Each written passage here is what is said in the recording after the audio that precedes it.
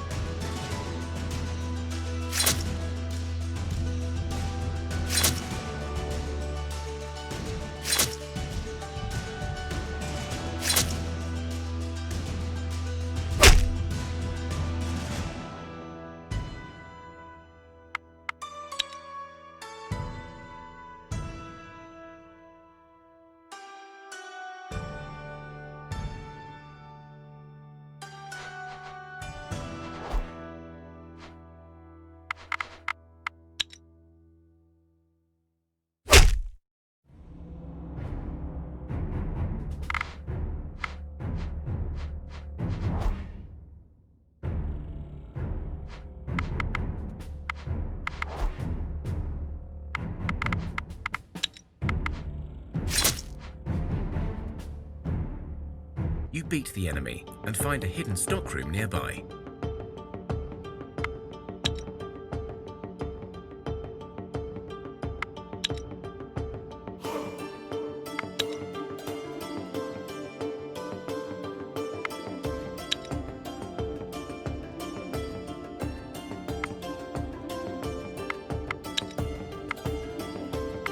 Just as you are leaving, you stumble upon an additional stash, and it turns out to be valuable.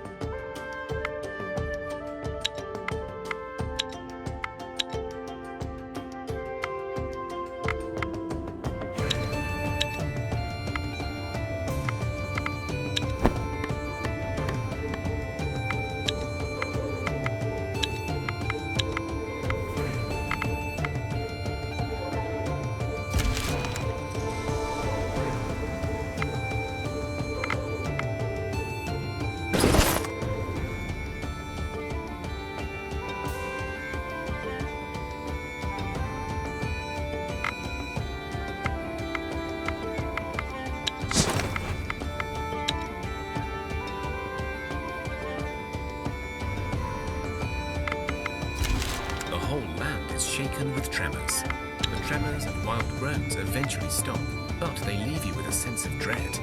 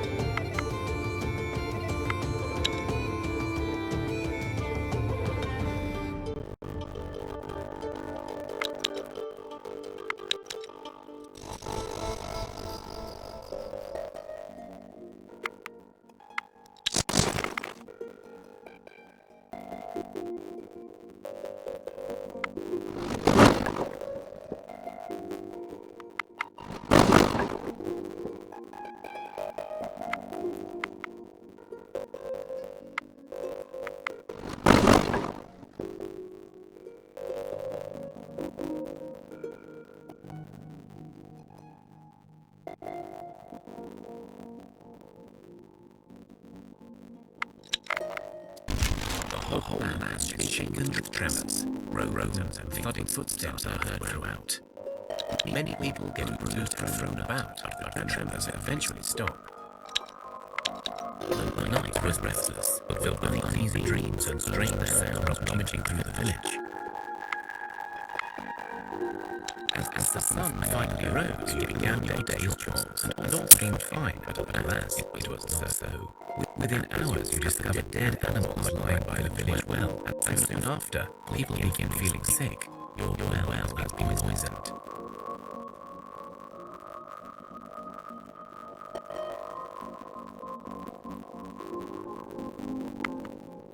Without water, your people will not survive long, not while they are ailing. But you also need to clean your well to restore order. One of your rangers marks 2 spots on the map. One location with the right herbs to help the poisoned, but they are just herbs, so may not help everyone in time. Or the second location where you can find a water spirit. The spirit has the power to cleanse your well and heal your people. But remember, spirits are fickle creatures who could trick you. They are both far, so you will likely only get to one in time. You travel through the hills in search of resources, and you come across the remains of an old settlement. The houses are small, almost built into the hills themselves, and despite the decayed rock darkness, many look well preserved. You realize, however, that you are not alone, as 2 tall orcs step in front of you with their weapons drawn. Halt! One shouts at you in a deep, heavy drumming voice. The two orcs speak together in a foreign tongue which sounds a lot like whistling leaves on a windy day. You make out a few words like deal, mistress, and vault, but not much else. The orc steps aside, and an orcish female steps in.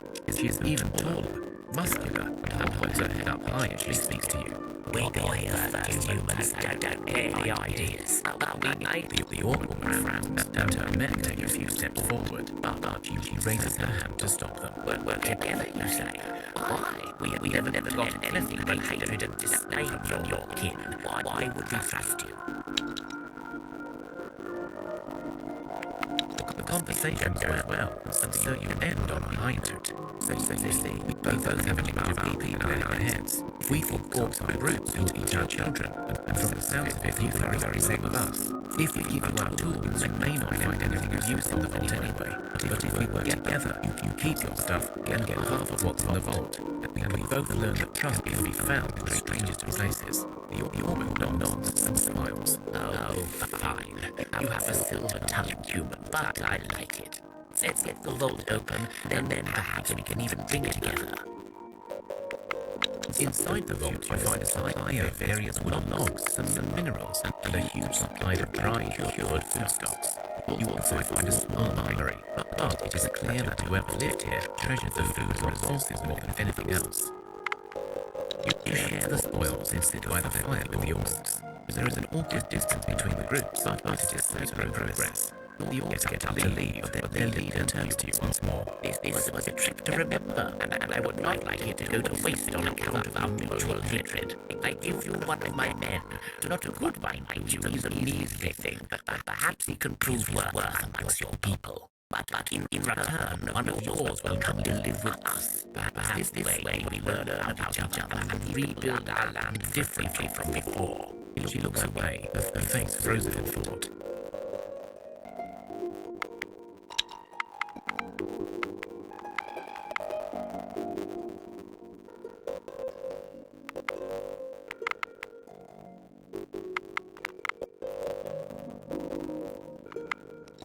woman nods in agreement and says no more.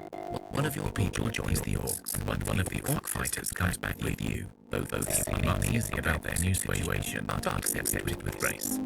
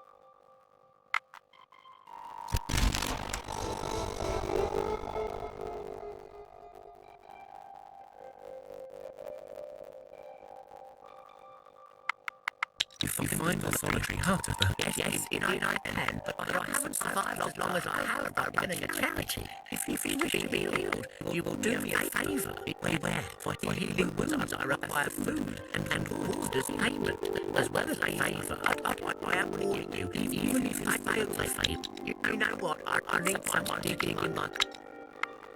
When I'm done, you did your part, so I will do mine. Here, take this, drink it whole, try not to gag. Now, time for me to get back to work. Come back if you ever need help again.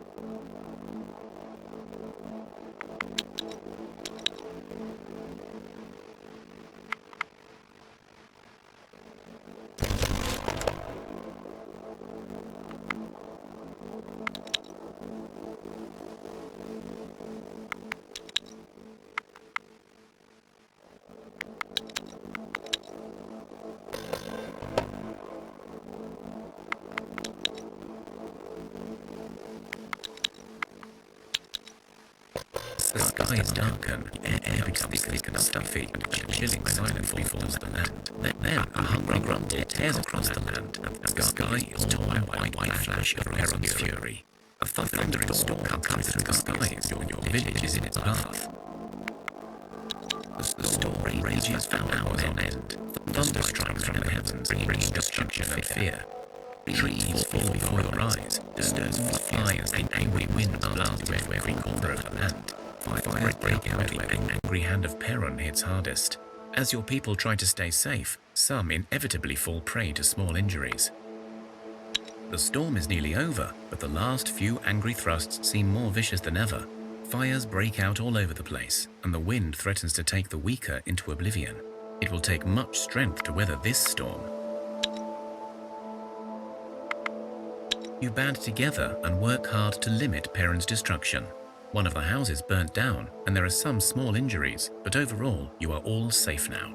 The ordeal has even strengthened some of you.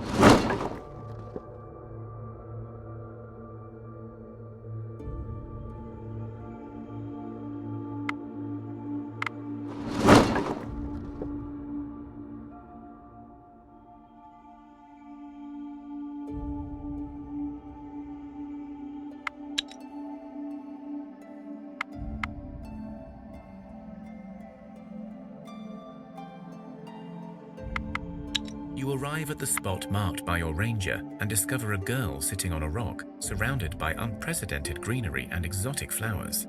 She looks perfectly ordinary if it wasn't for the fact that she is sitting here on her own, like a perfectly posed statue of perfection. You find yourself staring for a long while before you're able to think for yourself again. The girl does not move an inch, but her eyes turn in your direction and her gaze melts your heart. Her voice sings in your head. Flatterer, but such words seldom come without a prize in mind, so what is yours, stranger? The woman does not respond, but waits for you to continue.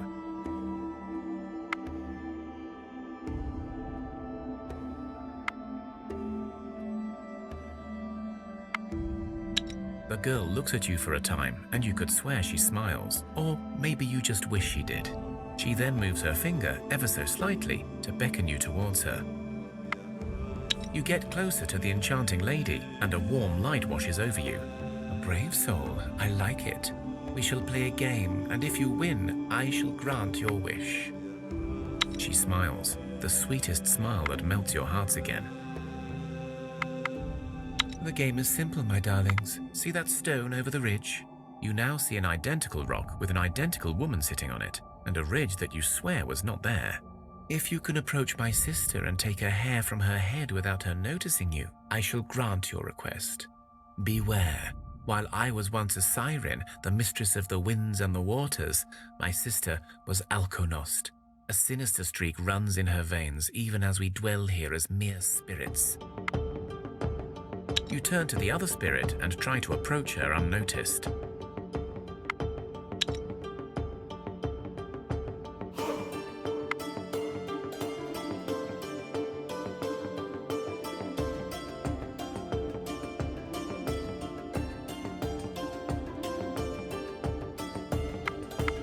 You sneak up on the mysterious woman and snatch a single strand of her hair. When you return to the siren, she is gone, but the hair you hold glows with a faded bluish light, like water. You feel the poison drained from your bodies, but alas, a curse falls upon some of you instead.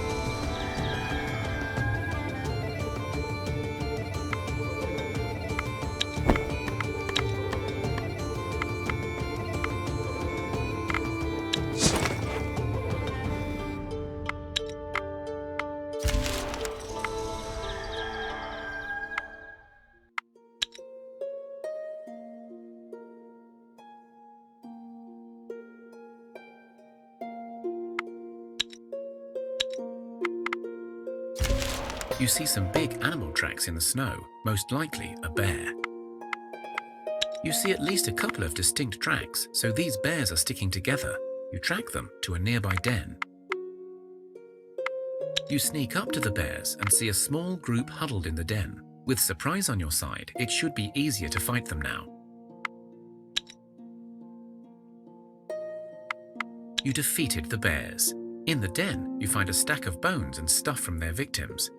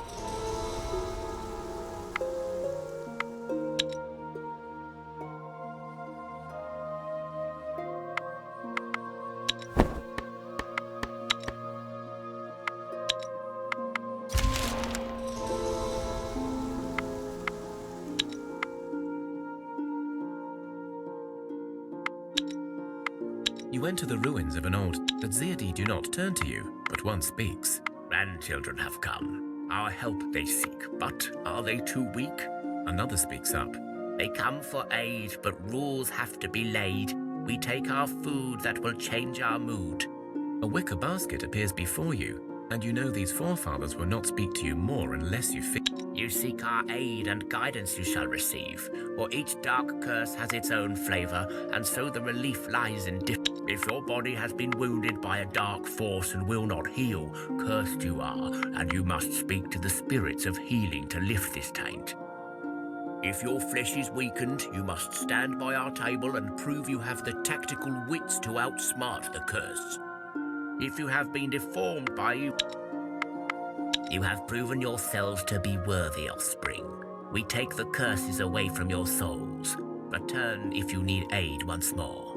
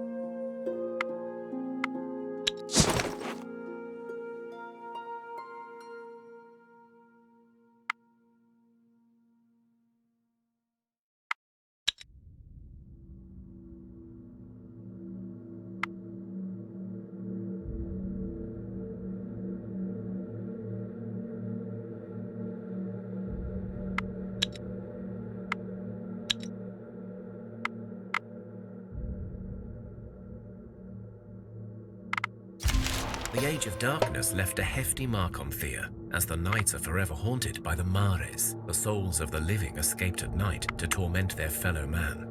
These shadowy night creatures bring with them nightmares and despair, weakening anyone unfortunate enough to be touched by their cold breath.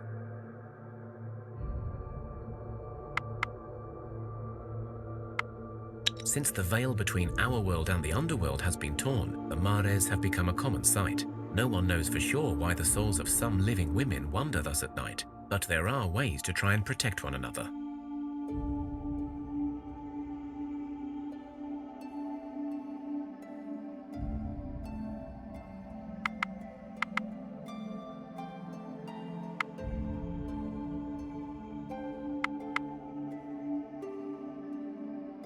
You wash your hands with urine and smear loads of garlic on your chests. No one slept that night, and so no one had any nightmares. However, you discover a shack, clearly attracted by the stench. The friendly house demon has taken residence in your village the next day, and so food gathering and crops increase over the next few days.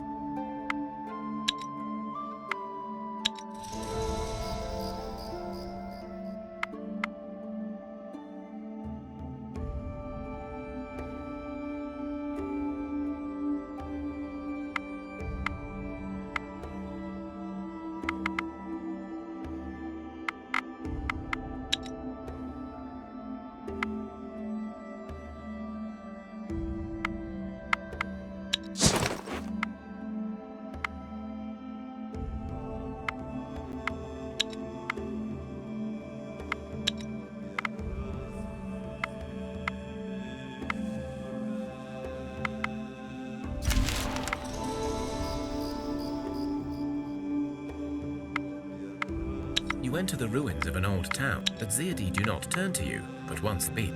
You seek our aid and guidance you shall receive. If your body has been wounded by a you have proven yourselves to be worthy.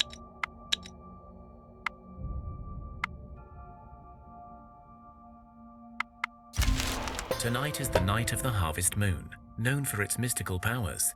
It is said that Horos wanted to impress Mother Mokosh when he courted Zoria. And so as a gift, he brought down the moon itself so that its magic would make the earth fertile the following day. But the harvest moon can be a dangerous omen, as creatures once devoted to Horos are often possessed with the darkness and seek only to harm others. You make preparations to celebrate the harvest moon and its mystical powers. Velez was never amused by the social connections within his family, but the power of the harvest moon is undeniable, and so you seek to honor your lord this night. Your wise ones perform mystical rituals, calling upon the spirits of the dead and weaving the winds of magic. The power of the harvest moon washes over your people, and the chosen one feels this power seeping into them.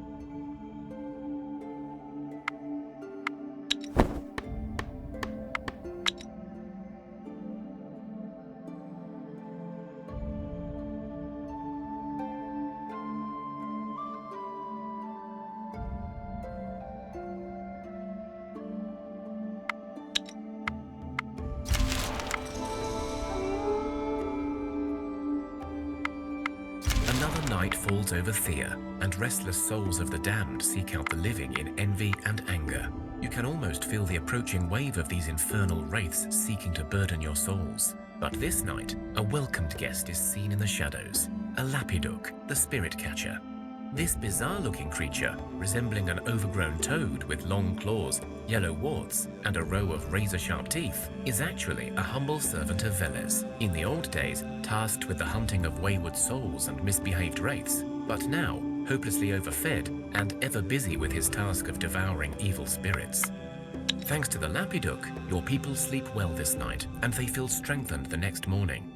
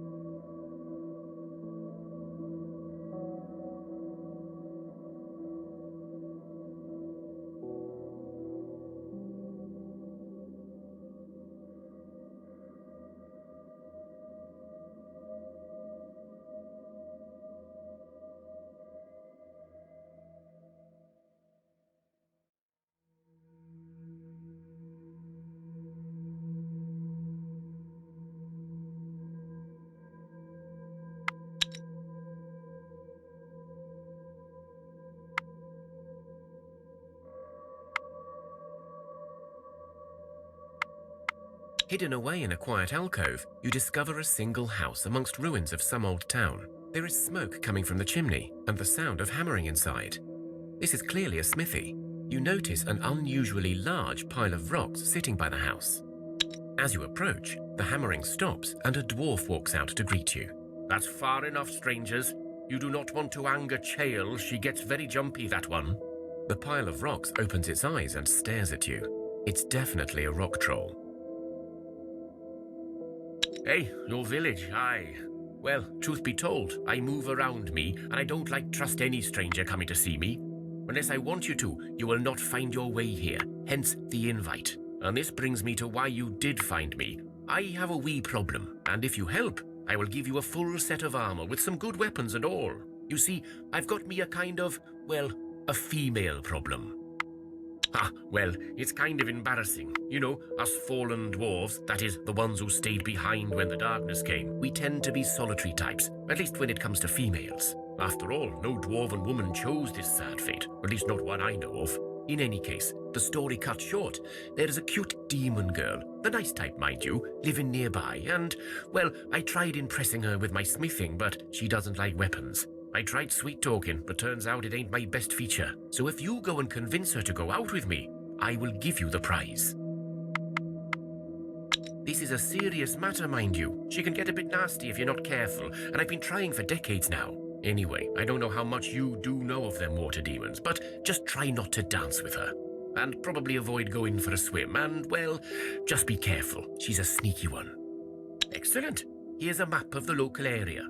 I marked roughly the spots where she hangs out, but I think she may be on the move with her sisters, so just, yeah, watch out.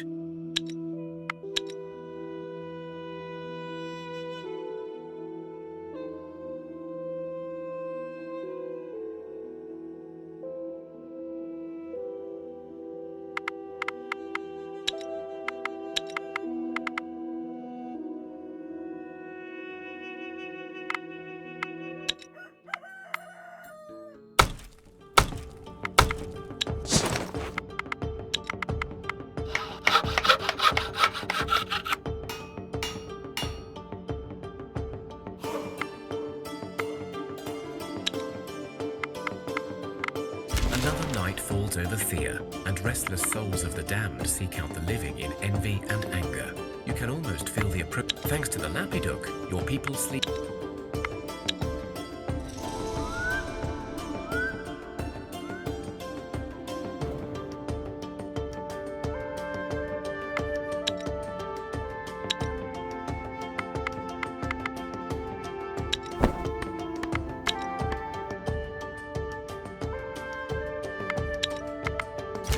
Your village is swarmed by the wailing wraiths.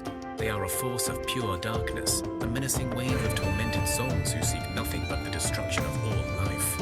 It seems they have become more frequent of late, more angered and active for some reason.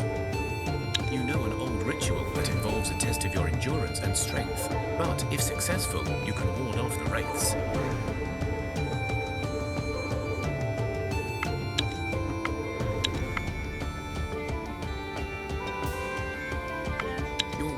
Proves stronger than the malicious force of the wailing wraiths. This time, none of your people died, and some feel blessed.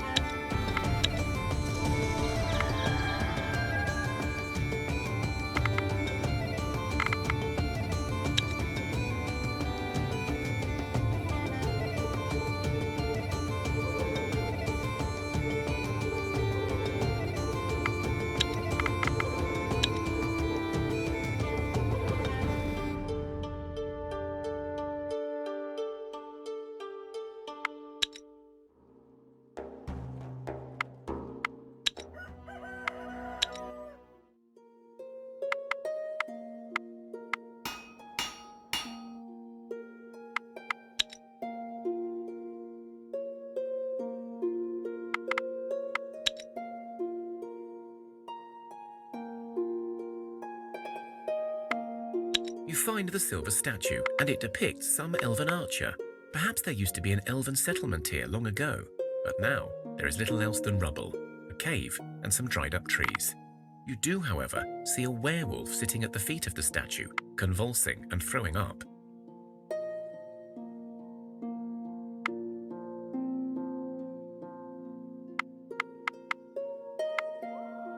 The werewolf looks up and tries to make himself presentable by patting down his fur. Oh, this is embarrassing. Hi, I'm all right, just trying to fight my weakness, you know, what doesn't kill you and all that. And don't worry, my pack is not about to jump you.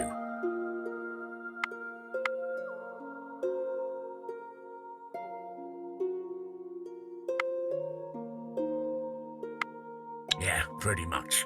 Character building and all that. You wouldn't understand. It is so hard to live with such a disadvantage, you know.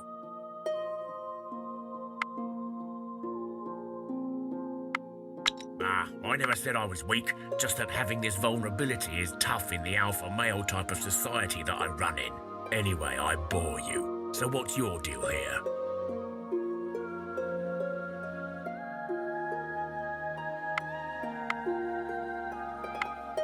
Yeah, I kind of do, you know.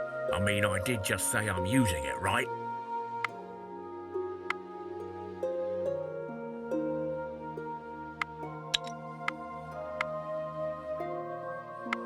You know what? Why the hell not?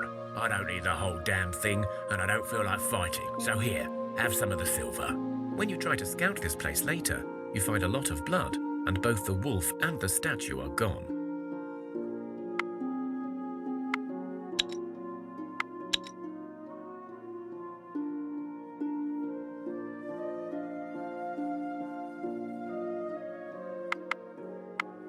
As you approach the place shown by the dwarf, you see a girl sitting on a large rock, frantically looking out into the distance. When she sees you, she runs over without a second thought for her own safety and speaks with a voice so soft and melodic you cannot help but listen. You look, well, I guess you look like, you can handle some ruffians, right?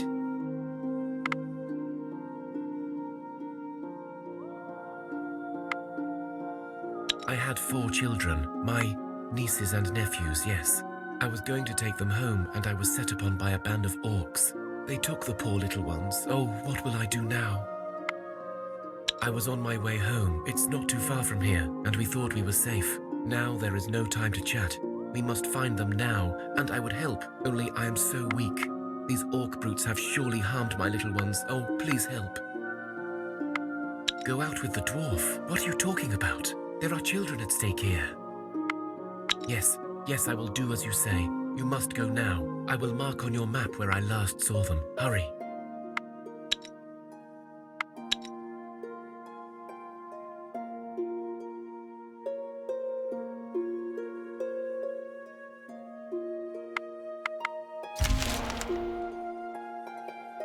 As you stop for a rest, an old man walks up to you. At first, he seems a stranger, but you feel an aura of familiarity about him. The man takes out a small table, you don't know where from, and then places a chessboard upon it. You soon realize the chess pieces are your own people against the pawns of darkness. The king and queen are both representations of Velez. The man finally speaks. Will you sit down with me and decide your own fate, or would you rather let it unfold before you?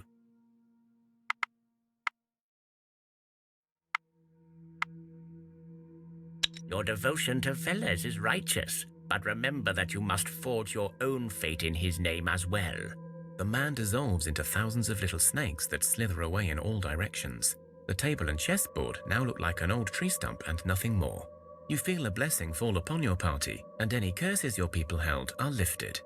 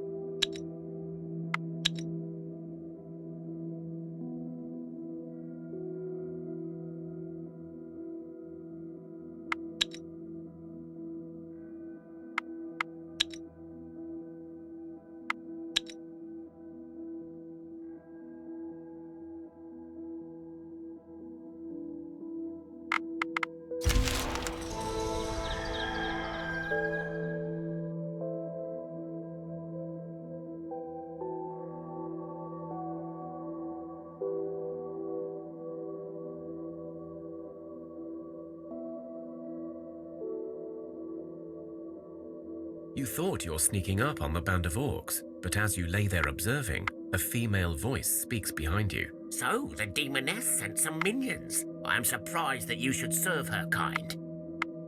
Surely you know that Rusalka is a devious temptress, always seeking to deceive and bait the living. Children are a favoured prey among the demon kind. We've learned this the hard way during the long night.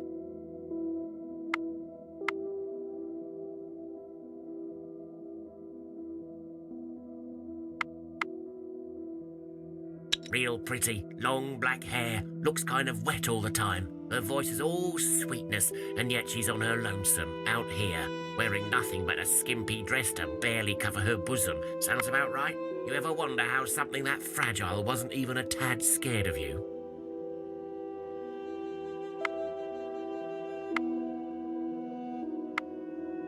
Well, there you have it. So what now? We're not giving you the little ones, they're coming home with us. Why? Does it make a difference? You think we kidnapped them, but if they're orcs, then whatever.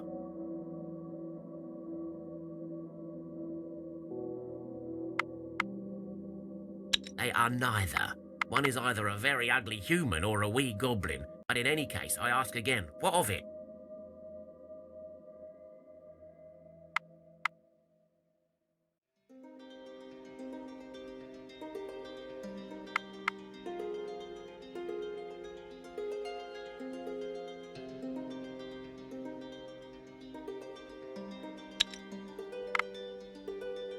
I suppose it may be better for those little ones to live among other softies. My clan is hardened and always on the move. It would not be an easy life for them. Here, take them. But if I ever hear harm came to them, I swear on my honour you will be punished. Also, I'll give you some red ribbon. It wards off many demons, and the one you met is particularly scared of it. So take it to keep the little ones safe. With these words, the orc female saluted you and stepped back into the shadows, while her men brought forth 4 children and some red string.